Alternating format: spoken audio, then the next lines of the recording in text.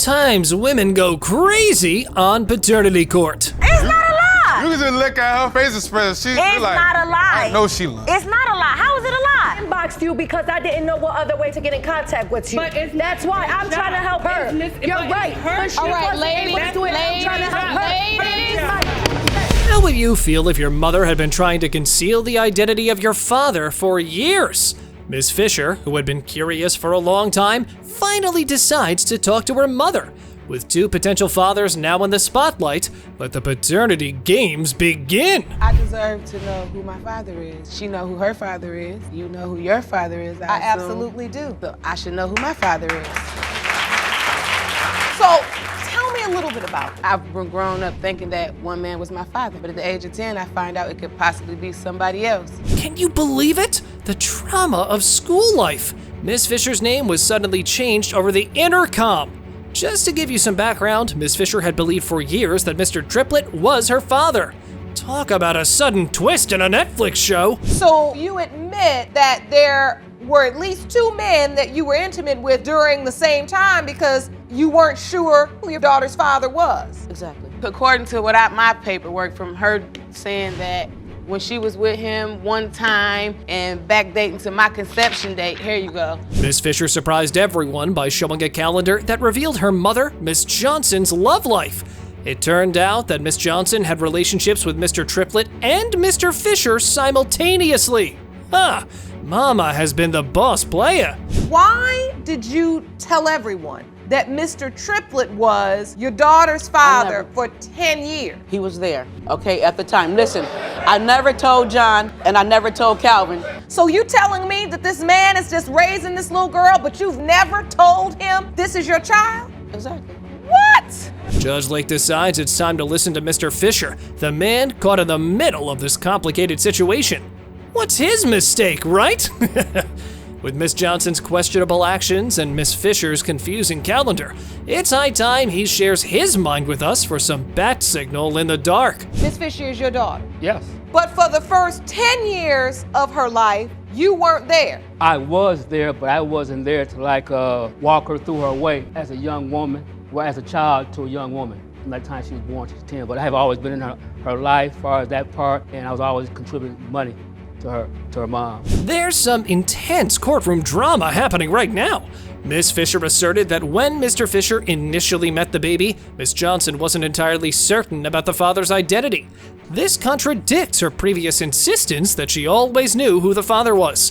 It appears someone might be changing their story. But I also paid child support for Kalina. Was he paying child support even before he went to court for the name change? No. So no support was given? No, that came later. But he's saying later. he was giving you money Yes, throughout he was. the years. But is that not child through the, support? Not through the court. He was Yeah, giving but it to me. child support doesn't okay, have yeah. to come through the child court. Support, it doesn't have to come But look, through Barry, the court. but look. Stop the presses, everyone! We've got a bombshell revelation here.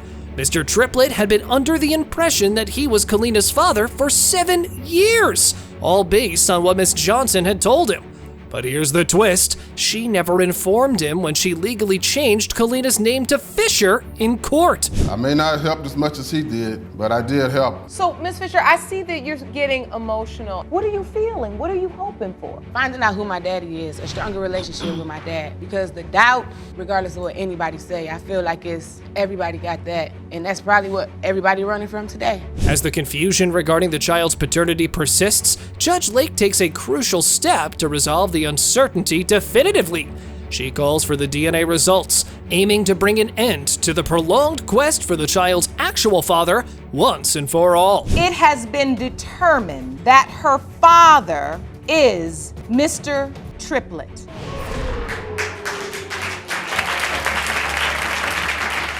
I still love you, baby. If you think opening a pickle jar is the most challenging thing in the world for women, try convincing your ex-boyfriend to acknowledge the paternity of your child.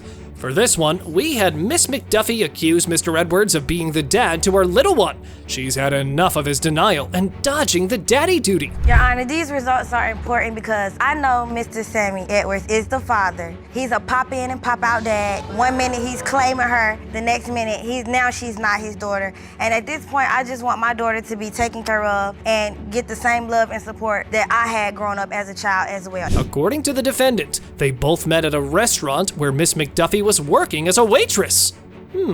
Well, Mr. Edward, this happens when you pack more than your leftovers on your way to the exit.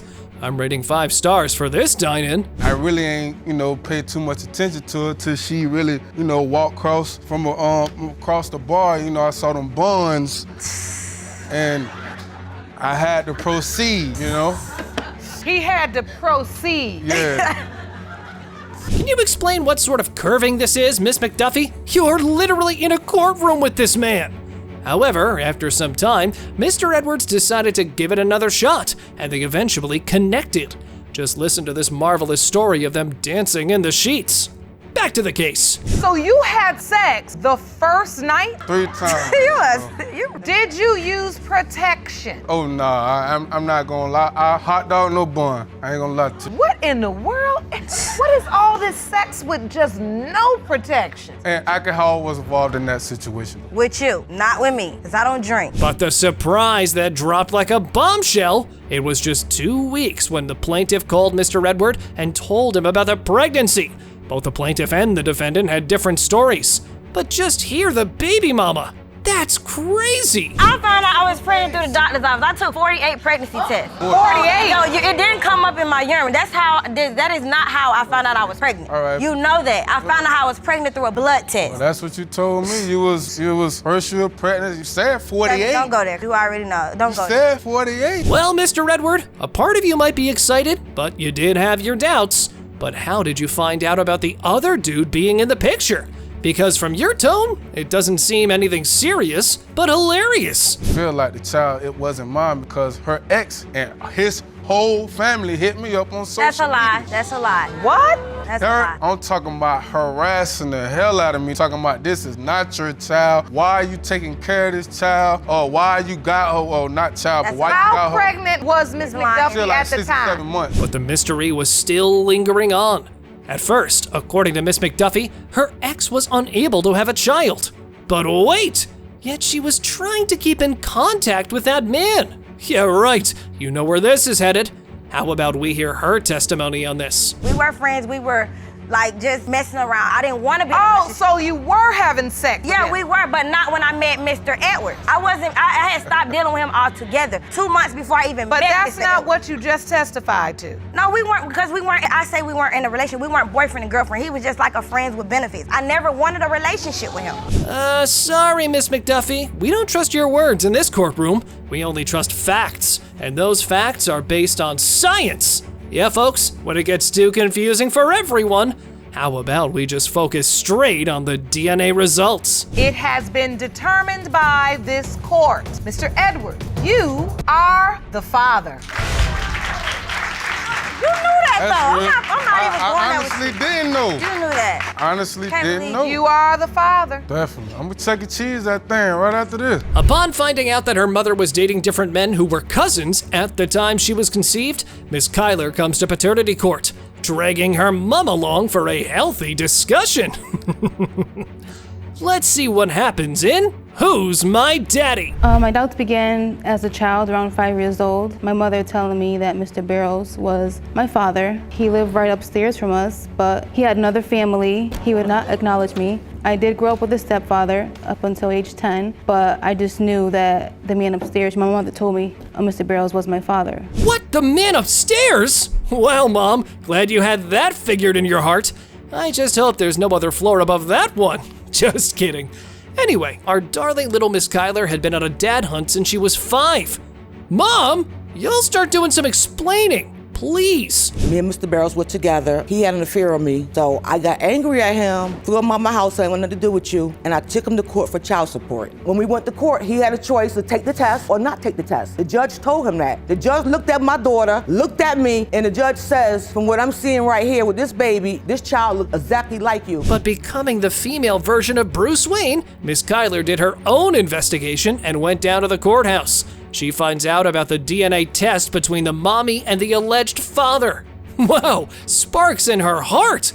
But mommy wasn't all that happy about it. When I told my mother that, she went back and told my sister, why is she doing this? Why is she bringing this up? He's dead, she needs to let it go. Like, how can I let something like this go? I don't even know who my father is. Well, why did you wait till he died to want to do this? Why did you wait until I'm 30 years old and never get it done? Excuse me, I gotta clap.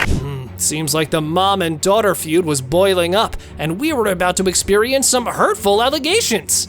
But never mind. According to Miss Kyler, her mother was best friends with the alleged biological father.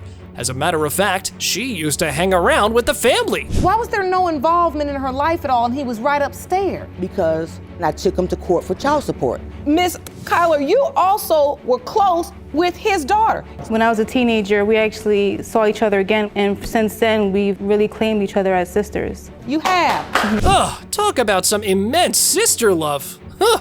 Well, if daddy love wasn't part of the equation, it can be replaced, right?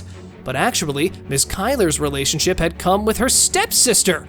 You've heard everything from the plaintiff's mind, and now it was time for a tag team on the mama. I started hearing rumors when I was about 6 that I had a potential sister. You know, I was kind of jealous in the beginning because I was his only daughter. So I approached him about it, and he said it wasn't true. He always said it wasn't. He wasn't the father. Always told you? Always. Up until the time of his death, he said, this was not my child. Yep. Yeah, with that attitude of hers, anyone would believe that. But let me enlighten you with some game plan. If the man upstairs wasn't the father, Mama also had to pay back the child support. Now, probably why she wanted the plaintiff to keep quiet. Now hold that thought and listen to wannabe stepsister again. I can't really speak about their relationship because I wasn't there. I didn't know. So maybe your father wasn't being honest with you? I did feel like my father wasn't being honest, so that's why it's 50-50 that we feel like maybe we might be sisters or we might not be, because I feel like the people that's responsible in this whole situation is the adults, because I don't think that this should have happened. Well, we can't just sit here and listen to these wannabe sisters backlash the poor and promiscuous defendant. Oops, what did I just say? Let's just end this 3-decade-old mess and go to the DNA results. Come on. Your 29-year wait is over. The deceased, Mr. Barrows, was not your biological father.